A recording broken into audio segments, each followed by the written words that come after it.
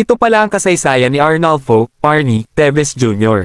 Si Arnulfo Parny Teves Jr. ay isang dating kinatawan ng ikalawang distrito ng Negros Oriental sa Kongreso ng Pilipinas.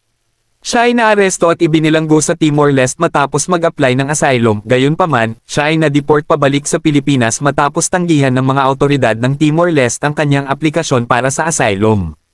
Si Teves ay kasalukuyang nasa ilalim ng pag-uusig para sa mga kasong murder, frustrated murder, at attempted murder kaugnay sa pagpatay kay dating gobernador ng Negros Oriental na si Roel Degamo noong ika-4 ng Marso taong 2023.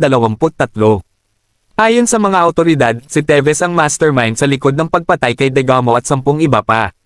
Siya rin ay may mga pending case para sa mga alegadong pagpatay noong 2019.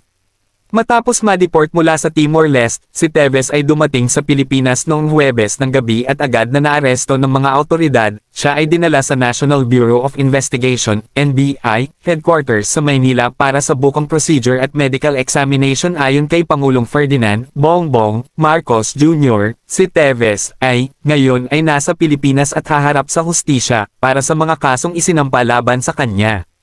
Ang legal counsel ni Teves na si Ferdinand Topacio ay nagpahayag ng pagkadismaya sa paraan ng pag-aresto sa kanyang kliyente na sinasabing ito ay deceptive at evasive.